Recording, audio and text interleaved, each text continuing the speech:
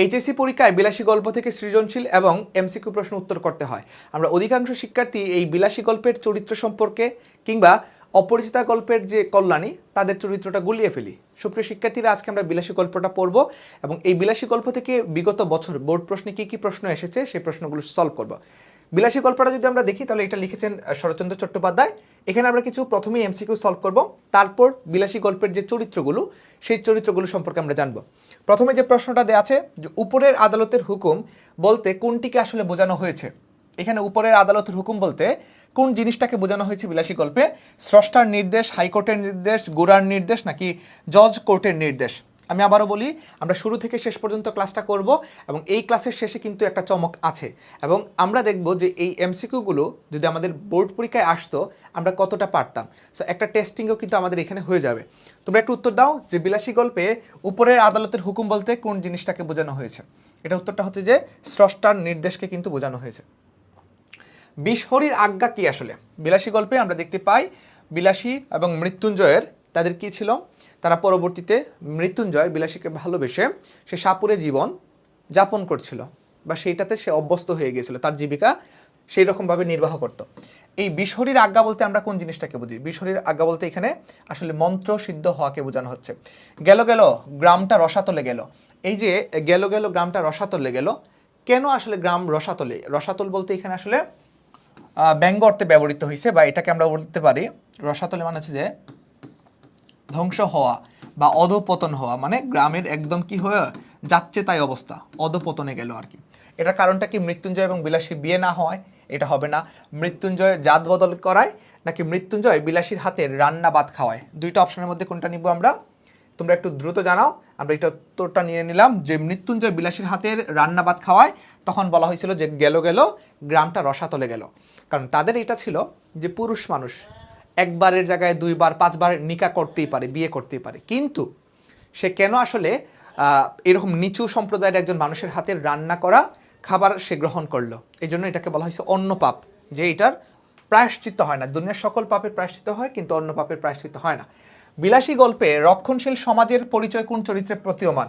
বিলাসী গল্পে রক্ষণশীল সমাজের পরিচয় কোন চরিত্রে প্রতীয়মান? একটু দেখো, এই এমসিকিউগুলোই কিন্তু তোমাদের রাজশাহী বোর্ডে এসেছে, যশোর বোর্ডে, চিটাং বোর্ডে, ময়মনসিংহ বোর্ডে, ঢাকা বোর্ডে, কুমিল্লা বোর্ডে, এই বোর্ডগুলোতে কিন্তু এসেছে। তো আমরা এইগুলোর উত্তরটা দিব। দেখো পরবর্তীতে 7 দিনের বেশি বিলাসী বেঁচে থাকা সইতে না পারার কারণটা হচ্ছে লোকনন্দার ভয়, প্রেমের প্রাবল্য, এটা হতে পারে অসুস্থতায় সুখ সহ্য না হয়, না এটা হবে না, প্রেমের প্রাবল্য ছিল। তারা এতটাই সে ভালোবেসেছিল মৃত্যুঞ্জয়কে যার কারণে মাত্র 7 দিনের মাথায় সে কিন্তু আত্মহত্যা করেছিল বিষ পানের মাধ্যমে, যে যার জন্য সে আসলে এত কিছু করলো কিংবা যার জন্য তারা এই টিকে থাকা, সেই যদি না থাকে তাহলে সে বেঁচে থেকে কি করবে? এই যে একটা প্রেমের প্রবলতা, সেই প্রাবল্যের কারণে কিন্তু বিলাসী আত্মহত্যা করেছিল সাপের বিষ খেয়ে। সো কলি কি সত্যি উল্টাইতে বসিল, এই উক্তিটি কার? বিলাসীর ন্যাড়ার বুড়োমালো নাকি খুড়া?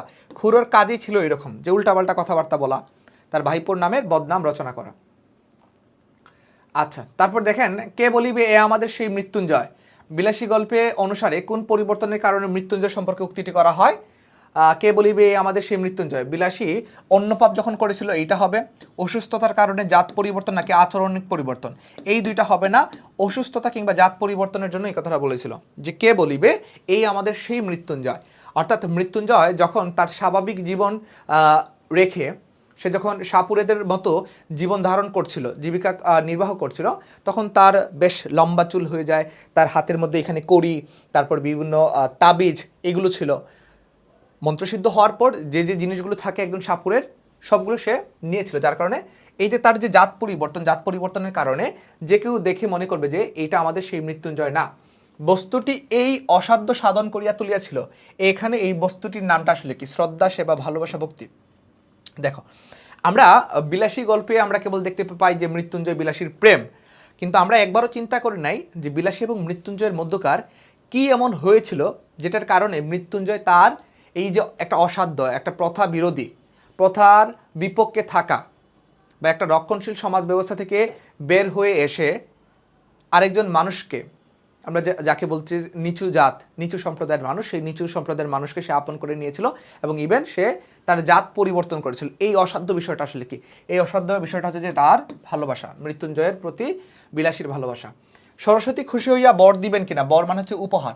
আমরা জানি যে বিলাসী গল্পে আমরা দেখতে পাই যে সরস্বতী মানে হচ্ছে যে আমরা জানি হিন্দু ধর্ম মতে বিদ্যার দেবী, তিনি আসলে খুশি হইয়া শিশুদেরকে বা বাচ্চাদেরকে উপহার দিবেন কিনা, তাদের এই দুরবস্থার কথা, শিক্ষার্থীদের এই দুরবস্থার কথা দেখে, দুরবস্থা দেখে তিনি যে আসলে লজ্জায় মুখ লুকাইবেন কিনা সেটা একটা সন্দেহ। তো এটার কারণটা আসলে কি? ছেলেদের আগ্রহ, কষ্ট, ছেলেদের কষ্ট। তারপর দেখো এই গল্পের কিছু বিখ্যাত চরিত্রসমূহ এবং বৈশিষ্ট্য। যারা এখন পর্যন্ত ক্লাসটা দেখছো, ক্লাসটা একটু শেয়ার করে রাখবা ফ্রেন্ডদের মাঝে, এবং যাদের এই ক্লাসের পিডিএফটা লাগবে তারা আমাকে মেসেজ দিবা, পেজে মেসেজ দিবা। ন্যাড়া, এই গল্পের অন্যতম প্রধান চরিত্র ন্যাড়া। ন্যাড়া হচ্ছে যে এই গল্পের কথক, এবং গল্পের কথক তিনি মৃত্যুঞ্জয়ের বাল্যকালের বন্ধু। তার প্রবল শখ ছিল গোখরসাপ ধরা এবং পোষা, এবং আরেকটা শখ ছিল যে মন্ত্রসিদ্ধ হওয়া। এজন্য মৃত্যুঞ্জয়ের কাছে সাপ ধরার দীক্ষা নিতে সে চেয়েছিল। বিলাসী, এই গল্পের অন্যতম প্রধান চরিত্র যে ছিল সেবাব্রতী। সেবাব্রতী, কর্মনিপুণ, সে ছিল সেবাব্রতী, কর্মনিপুণ। তারপর তাকে আমরা বলতে পারি নির্লোভ, লোভী ছিল না, প্রেমিক মন বা প্রেমময়ী। দেখো গল্পের কেন্দ্রীয় চরিত্র বিলাসী, এবং বিলাসী গল্পের নামটা আসলে নাম চরিত্র সে, কারণ তার নামে আসলে গল্পের নামটা বিলাসী রাখা হয়েছে। সে মালোপাড়ার বুড়ো মালোর মেয়ে, মৃত্যুঞ্জয়ের স্ত্রী। মৃত্যুসজ্জায় শায়িত মৃত্যুঞ্জয়ের সেবা করে তাকে সুস্থ করে তুলেছিল সে। পরে তার সাথে প্রেমের সম্পর্ক গড়ে ওঠে এবং বিয়ে করেছিল। তারপর আমরা দেখি মৃত্যুঞ্জয়, এই গল্পের নায়ক, যে মৃত্যুকে জয় করতে পারেনি, যদিও তার নামের সাথে নামের সদ্ব্যবহারটা সে করতে পারেনি। মৃত্যুঞ্জয় মানে হচ্ছে যে মৃত্যুকে জয় করে। কায়স্থগড়ের মিত্তির বংশের অনাথ ছেলে তিনি। এই মৃত্যুঞ্জয়ের বাবা মা কেউ ছিল না, আত্মীয় স্বজন কেউ ছিল না। তার আম কাঁঠালের বাগান ছিল 20-25 বিঘা, 20 থেকে 25 বিঘা। সো পরীক্ষাতে যদি আসে আমরা যাতে দিতে পারি যে মৃত্যুঞ্জয়ের কত বিঘা জমি ছিল, 20-25 বিঘা আম কাঁঠালের জমি ছিল। এবং মনে রাখতে হবে এখান থেকে কিন্তু ডিরেক্ট সিকিউ প্রশ্নের জন্য আমাদের জ্ঞানমূলক প্রশ্ন চলে আসতে পারে। সে জাত বিসর্জন দিয়ে সাপুরে হয়েছিল। গোয়ালার বাড়িতে খরিশ গোখরো সাপের কামড়ে মৃত্যু হয়েছিল তার মৃত্যুর 7 দিন পর স্ত্রী বিলাসীও বিষপানে আত্মহত্যা করেছিল। খোরা, এই গল্পের ভিলেন, এই গল্পের খলনায়ক। এই খোরা হচ্ছে যে মৃত্যুঞ্জয়ের এক জ্ঞাতি খোরা বা চাচা। তার লোভ ছিল অনাথ মৃত্যুঞ্জয়ের যে সম্পত্তি, যেটা ছিল 20-25 বিঘা জমি, সেটার প্রতি। এই জন্য কৌশলে তার নামে দুর্নাম রটনা করে বেড়াতেন তিনি। অন্য পাপের অজুহাত দিয়ে তাকে গ্রাম ছাড়া করেছিল দলবল নিয়ে। মৃত্যুঞ্জয় বিলাসীকে বিয়ে করে সাপুরে জীবন বেছে নিলে তার সম্পদ দখল করে নেন খোরা। তার মানে এই গল্পের মধ্যে খোরা ছিল এই গল্পের অন্যতম খল একটা চরিত্র বা ভিলেন ক্যারেক্টার, যে সর্বদা মৃত্যুঞ্জয় বা যে নায়ক, সেই নায়কের পিছনে পড়ে থাকতো এবং সর্বদা এই মৃত্যুঞ্জয়ের নামে দুর্নাম রটনা করতো, মানুষদেরকে বলে বেড়াতো সে আসলে সামান্য একটা সাপুরের মেয়ের প্রেমে পড়ে এরকম কাজ করেছে, জাত পরিবর্তন করছে, তাকে সমাজ থেকে বের করে দেওয়া উচিত সমাজের। এরকমভাবে কলিযুগ হয়তো বা চলে আসছে। হ্যাঁ, হিন্দু ধর্ম মতে যে 4টা যুগ, সত্যযুগ, ত্রেতাযুগ, দাপর এবং কলিযুগ, 4টা যুগের মধ্যে সর্বনিম্ন স্তরে আছে কলিযুগ, যেখানে অন্যায়কে ন্যায় মনে হবে, ন্যায়কে অন্যায় মনে হবে। আচ্ছা, গল্পের খুঁটিনাটি কিছু তথ্য আমরা জেনে রাখবো, এটা খুব গুরুত্বপূর্ণ, সবাই একটু স্ক্রিনশট দিয়ে রাখবেন অথবা এটা শেয়ার করে রাখবেন। প্রথম লাইন হচ্ছে পাকা 2 ক্রোশ পথ হাঁটিয়ে স্কুলে বিদ্যা অর্জন করিতে যাই। তার মানে শিক্ষার্থীদের শিক্ষার যে দুরবস্থা সেটা বোঝানো হয়েছে, শিক্ষা অর্জনের। শেষ লাইন হচ্ছে একেবারে তেলাপোকাটির মতো বাঁচাইয়া রাখার সেই 1-8 কোল হইতে নামাইয়া আরো 5 জন মানুষের মতো 2-1 পা হাঁটিতে দিলেই প্রায়শ্চিত্ত করার মতো পাপ হয় না। মানে শেষের দিকে মৃত্যুঞ্জয়ের এই করুণ পরিণতি, মৃত্যুঞ্জয় বিলাসীর করুণ পরিণতি দেখে খোরা না ন্যাড়া গল্পের কথক সেই কথাটা বলেছিল যে টিকে থাকাটাই আসলে সার্থকতা নয়। টিকে যদি থাকাই সার্থকতা হইতো তাহলে পৃথিবীর বুক থেকে বড় বড় যে হস্তি, অতিকায় হস্তিগুলো, ম্যামথ যেটাকে আমরা বলি, সেটা লোপ পেয়েছে, কিন্তু তেলাপোকা, ক্ষুদ্র তেলাপোকা, টিকটিকি, পিঁপড়া এগুলো টিকে আছে। সো টিকে থাকাটাই আসলে সব ক্ষেত্রে সার্থকতা নয়। ভাষা রীতি হচ্ছে যে উত্তম পুরুষের জবানিতে সাধু ভাষায় রচিত। উৎস হচ্ছে যে শরৎচন্দ্রের বিলাসী গল্পটি প্রথম প্রকাশিত হয় মাসিক ভারতী পত্রিকায় 1918 খ্রিস্টাব্দে, আজ থেকে প্রায় 107 বছর আগে। 107 বছর আগে এই গল্পটা প্রথম প্রকাশিত হয়। তারপর এই যে বিলাসী গল্পটা আমরা এখানে পড়লাম, বিলাসী গল্পের পাশাপাশি আমাদের বেশ কিছু গল্প আমরা এখানে পড়বো। তোমাদের যাদের পিডিএফটা লাগবে আমাকে একটু জানাবে, এবং তোমাদের জন্য ছোট্ট একটা রিমাইন্ডার, সেটা তোমাদেরকে একটু দিয়ে দিই। আমরা জানি যে আমাদের যে পেইড ব্যাচটা টার্গেট এ প্লাস ব্যাচ, সেই টার্গেট এ প্লাস ব্যাচের ক্লাস শুরু হয়ে গেছে। ইতোমধ্যেই অনেকেই আমাদের সাথে ক্লাসে সংযুক্ত হয়ে গিয়েছো। তোমরা যারা এখনো ভর্তি হতে পারো নাই, আমাদের সাথে যোগাযোগ করবা। এই এইচএসসি টার্গেট এ প্লাস ব্যাচ, এটা এইচএসসি 25 এবং 26 ব্যাচের শিক্ষার্থীদের জন্য। এবং এই ব্যাচে আমরা কি কি পড়াবো? আমরা বাংলা, ইংরেজি এবং আইসিটি এই 3টা সাবজেক্ট একদম ধরে ধরে পড়াবো। নতুন থেকে শুরু করবো এই ব্যাচটা। সো এই ব্যাচের ক্লাস শুরু হয়ে গেছে, তোমরা এখনও সংযুক্ত হতে পারবা, ভর্তি হতে পারবা। ভর্তি হওয়ার জন্য আমাদের স্ক্রিনে দেওয়া যে নাম্বারটা, এই নাম্বারটাতে যোগাযোগ করতে পারো, অথবা আমাদের পেজে মেসেজ দাও।